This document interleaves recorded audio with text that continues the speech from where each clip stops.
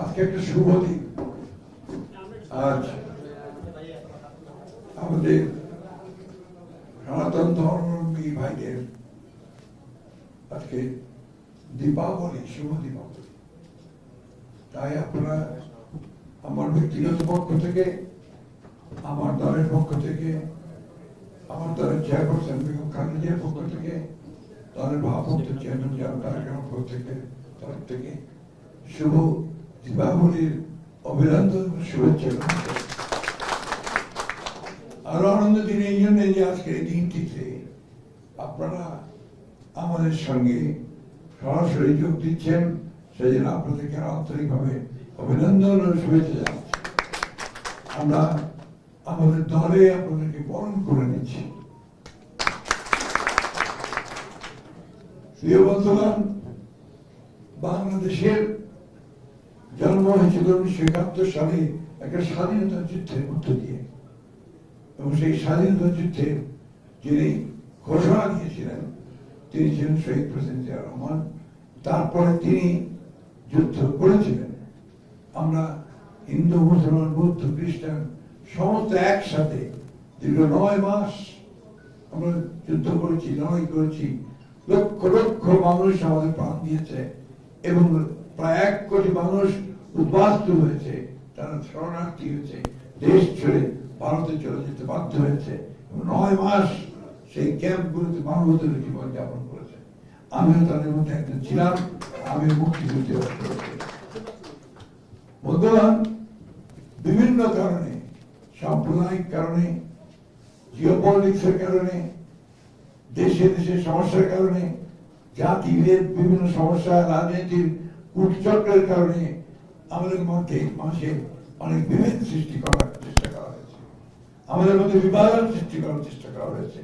কিন্তু আমরা বরাবরই আমাদের দলের যে আপনার যে দর্শন, অর্থাৎ বাংলাদেশি জাতীয়তাবাদ, সেই দর্শন নিয়ে আমরা কিন্তু বাংলাদেশে সকল ধর্মের মানুষকে একতাবদ্ধ করার কথা বারবার বলেছি।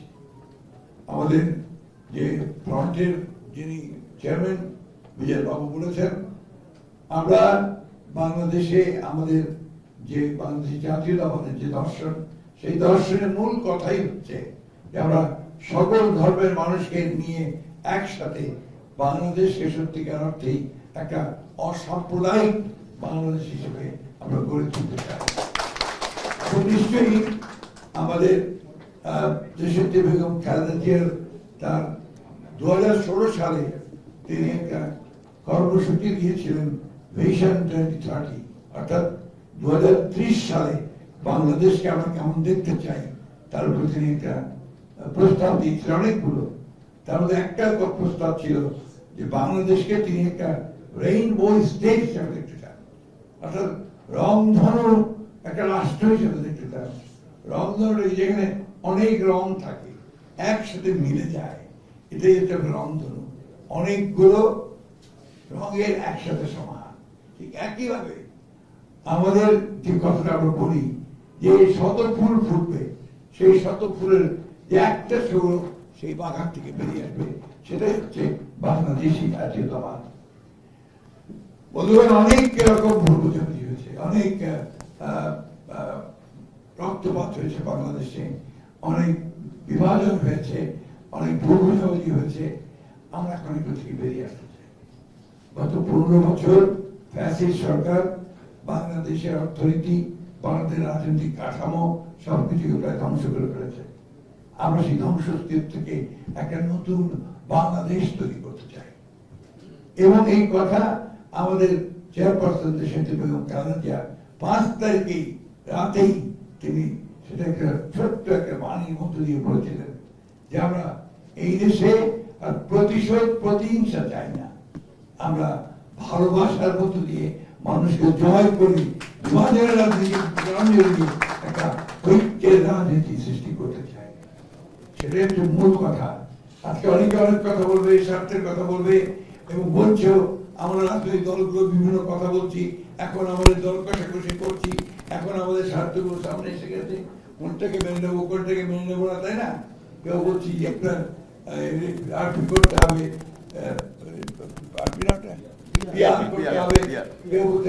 করা যাবে না। আমরা ওই সমস্ত করে যেতে চাই না। আমরা 1971 সালে যে বাংলাদেশ তৈরি করেছিলাম, যে বাংলাদেশের স্বপ্ন দেখেছিলাম, এবং 2024 সালে 5ই জুলাই আমরা 5ই আগস্ট 36 দিন জুলাই 5ই আগস্ট যে নতুন একটা বাংলাদেশের স্বপ্ন দেখে আমরা নতুন বাংলাদেশে আবির্ভূত হলাম, সেই বাংলাদেশকে নির্মাণ করতে চাই। এখানে আমি অবশ্যই আজকে আমাদের শহীদদের প্রতি শ্রদ্ধা জানাবো। আমি শ্রদ্ধা জানাবো আমাদের সেই সব ভাইদের ভাই বোনদের প্রতি যারা আহত হয়েছেন, পঙ্গু হয়েছেন, তাদের চোখ চলে গেছে, পা ভেঙে হাত চলে গেছে, তাদের প্রতি আমি শ্রদ্ধা জানাচ্ছি। শ্রদ্ধা জানাচ্ছি আমাদের 1971 সালের বীর শহীদদের প্রতি, এবং একই সঙ্গে যারা স্বাধীনতা যুদ্ধে প্রাণ দিয়েছেন তাদের প্রতি। আসুন আজকে আমাদের কপিল বাবু, আমাদের অজিত বাবু, সোমনাথ বাবু এবং অন্যান্য সোমেন যে কথাগুলো বললেন, আপনারা এখানে সবাই উপস্থিত আছেন। আমরা আমাদের মধ্যে আরো বৃহত্তর ঐক্য গড়ে তুলি, বৃহত্তর ঐক্য গড়ে তুলে এই যে ভ্রান্ত ধারণা, বিশেষ করে আমি আজকে পরস্পরের কথা বলতে চাই আপনাদের সামনে, আপনারা কিছু মনে করবেন না। সেটা হচ্ছে বাইরের কিছু কিছু মানুষ, কিছু দেশ, কিছু মিডিয়া, তারা বাংলাদেশে ব্যাপারে মিথ্যা প্রচারণা করার চেষ্টা করেছে। আমরা এই ধারণাটা পাল্টে দিতে চাই। এই যে ধারণা, এই ধারণাকে আমরা পাল্টে দিতে চাই। আপনারা দেখেছেন যে গত দুর্গা পূজায় এবং তারও আগে দুর্গা পূজায় আমাদের বিএনপির মানুষেরা আপনাদের প্রতিটি মণ্ডপে, পূজার মণ্ডপে আপনাদের মধ্যে কিন্তু গেছে, আপনাদের সঙ্গে বন্ধুত্বের সম্পর্ক তুলে তুলেছে, আপনাদের পাশে গিয়ে দাঁড়িয়েছে। আমার নিজের এলাকা ঠাকুরগা এলাকা, আপনারা জানেন কোথায়, এই ঠাকুরগাতে আমার যে কনস্টিটুয়েন্সি, সেই কনস্টিটুয়েন্সিতে আপনাদের ভাইদের সংখ্যা হচ্ছে 1,35,000। 265টা পূজা মণ্ডপ আছে, প্রতিটি মণ্ডপে আমাদের দলের সদস্যরা গেছে, এবং আমরা সেখানে তাদের সঙ্গে তাদের যে আনন্দ সেটাকে ভাগ করে নিয়েছি। আজকে সময়টা অত্যন্ত কঠিন, আমরা বলতে আমার দ্বিধা নেই। কিছু মানুষ চেষ্টা করছে আমাদের যে 1971 সালে স্বাধীনতা যুদ্ধে আমরা যে দেশ তৈরি করেছি, তার ঐক্য সৃষ্টি করেছি, 24-এর এই বিপ্লবে যে ঐক্য সৃষ্টি করেছি, সে ঐক্যের মধ্যে ভাঙন ধরাতে চায়, বিভিন্ন রকম কথা বলে, বিভিন্ন রকম কর্ম করে ভাঙন ধরাতে চায়। আমরা অত্যন্ত সচেতন ভাবে এই ভাঙনের বিপক্ষে। আমরা বাংলাদেশে এক, আমরা সকল মানুষ এখানে যারা বাস করি ভূখণ্ডে, তারা আমরা সবাই এক, এবং এই ভূখণ্ডে বসবাস করি হিন্দু, মুসলমান, বৌদ্ধ, খ্রিস্টান এবং চাকমা, মারমা, উড়াও সবাই আমরা একই সঙ্গে শান্তিতে বসবাস করতে চাই। শান্তিতে আমাদের বিকাশ চাই। আমাদের প্রতিটি সম্প্রদায়ের ছেলে মেয়েরা যেন লেখাপড়ার সুযোগ পায়, স্বাস্থ্য সেবার সুযোগ পায়, কর্মসংস্থানের সুযোগ পায়, সেটাকে আমরা নিশ্চিত করতে চাই।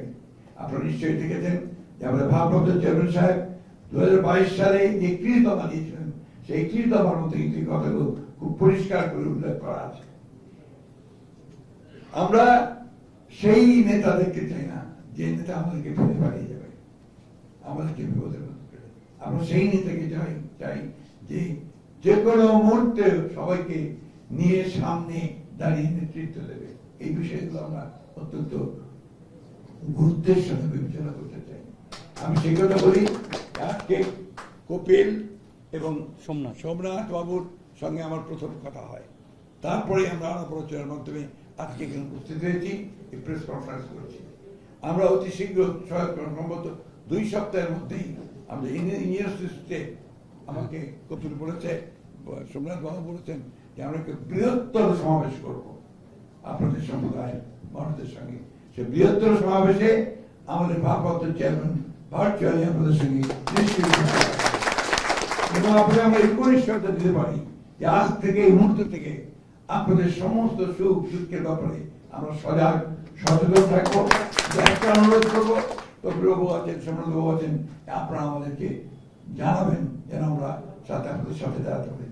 আরেকটা কথা পরিষ্কার করে সরকারের উদ্দেশ্যে বলতে চাই, বিশেষ করে আপনার সরকার আইন শৃঙ্খলা রক্ষাকারী বাহিনীকে, যে আমরা দেখতে চাই না যে আপনারা আমাদের এই সংখ্যালঘু সম্প্রদায়ের মানুষদের কোন রকম বিপদের মধ্যে ফেলেছেন, কোন রকম তার জন্য ঝুঁকি তৈরি করছেন বা কোন রকম সমস্যা তৈরি করছেন, এটা আমি খুব স্পষ্ট ভাবে আপনাদেরকে উদ্দেশ্য করে বলতে চাই। আমার কাছে অনেক খবর আসে, দয়া করে এই সম্প্রদায়ের মানুষদেরকে কেউই কখনো তারা হয়রানি করবেন না কোনোভাবে। তারা আমাদের সদস্য, আমাদের ভাই, আমরা তাদের পাশে আছি এবং সমস্ত শক্তি নিয়ে থাকবো, এটা আমার কাছে। আপনারা নিশ্চিত থাকতে পারেন এখন থেকে আপনারা নির্বান্ধব নন, আপনাদের বন্ধু আমরা, আমাদের পাশে আমরা বলবো না, কারণ আপনার সময় হয়ে যাচ্ছে, একটু পরে আমাদের সময় হয়ে যাবে। আমি শুধু আপনাদেরকে আবারও আন্তরিকভাবে মোবারকবাদ জানাই, শুভেচ্ছা জানাই, অভিনন্দন জানাই। বিশেষ করে আমার এই দুই ভাই, আমার দুই পাশে যে দুজন দাঁড়িয়ে আছে, বসে আছে, তাদের সঙ্গে আমার যদি কথা না হতো তাহলে আজকে বোধহয় আমি সুযোগ পেতাম না আপনাদের সকলের সঙ্গে এভাবে মিলিত হওয়ার।